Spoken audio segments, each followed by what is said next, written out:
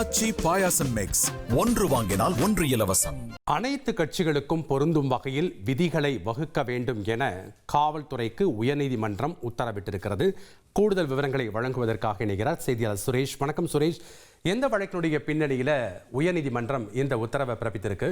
முழு விவரங்களையும் பதிவு பண்ணுங்க. வணக்கம். அதாவது தமிழக வெற்றி கழக தலைவர் விஜய் கடந்த 13ஆம் தேதி திருச்சியில பிரச்சாரத்தை துவங்கினார். செப்டம்பர் 20ஆம் தேதி முதல் டிசம்பர் 20ஆம் தேதி வரைக்கும் ஒவ்வொரு சனிக்கிழமையும் அவர் தமிழகம் முழுவதும் பல்வேறு இடங்கள்ல பிரச்சாரம் செய்ய இருப்பதாக கட்சி சார்பில் அறிவிக்கப்பட்டிருக்கிறது.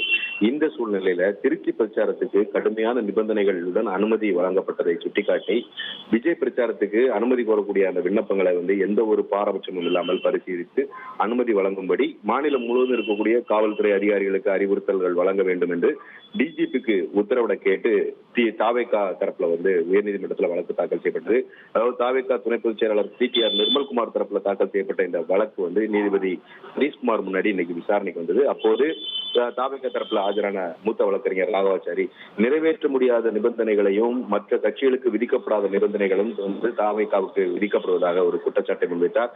எந்த வழியாக சென்னைக்கு திரும்ப வேண்டும், எத்தனை வாகனங்கள் வர வேண்டும், கர்ப்பிணி பெண்கள், மாற்றுத்திறனாளிகள் வரக்கூடாது என்ற நிபந்தனைகள் எல்லாம் விதிக்கப்படுவதாகவும் புகார் முன்வைக்கப்பட்டது. அப்போது குறுக்கிட்ட நீதிபதி இதுபோன்ற நிபந்தனைகள் எல்லா கட்சிகளுக்கும் விதிக்கப்படுவதானே என்ற ஒரு கேள்வி எழுப்பினார். அது மட்டுமல்லாமல் கர்ப்பிணிகள், மாற்றுத்திறனாளிகள் வர வேண்டாம் என்று கோரிக்கை விடுத்து அவர் மற்றவர்களுக்கு நீங்கள் முன்மாதிரியாக திகழலாமே என்ற ஒரு கருத்தையும் நீதிபதி பதிவு செய்தார்.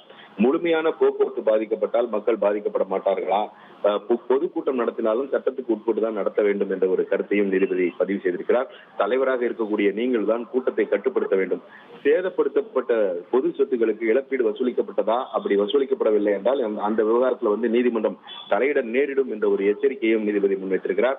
அப்போது காவல்துறை தரப்பில் ஆஜரான வழக்கறிஞர், அரசு தரப்பு வழக்கறிஞர் ராஜ்திலக் எந்த இடத்திலும் அனுமதி மறுக்கப்படாமல் நிபந்தனைகளுடன் அனுமதி வழங்கப்பட்டு வருவதாக தெரிவித்தார். மேலும் திருச்சி பிரச்சாரத்தின் போது தாவேகா தொண்டர்களுடைய செயல்களை புகைப்படமாகவும் அவர் நீதிமன்றத்தில் தாக்கல் செய்தார்.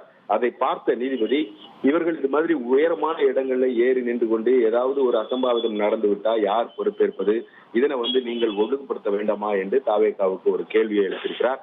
மேலும் அனைத்து கட்சிகளுக்கும் பொருந்தக்கூடிய வகையில தான் விதிமுறைகள் வகுக்க வேண்டும் என்று அறிவுறுத்திய நீதிபதி பொது சொத்துக்கள் சேதப்படுத்தப்பட்டால் அதற்கான இழப்பீட்டை வசூலிக்கக்கூடிய வகையில ஒரு குறிப்பிட்ட தொகையை டெபாசிட் செய்யக்கூடிய வகையில விதிமுறைகளை வகுக்க வேண்டும் என்று உத்தரவிட்டிருக்கிறார். அது மட்டுமல்லாமல் இந்த விதிமுறைகள் குறித்து பதிலளிக்கும்படி காவல்துறைக்கு உத்தரவிட்ட நீதிபதி இந்த வழக்கினுடைய விசாரணையை செப்டம்பர் 24ஆம் தேதிக்கு தள்ளி வைத்திருக்கிறார்.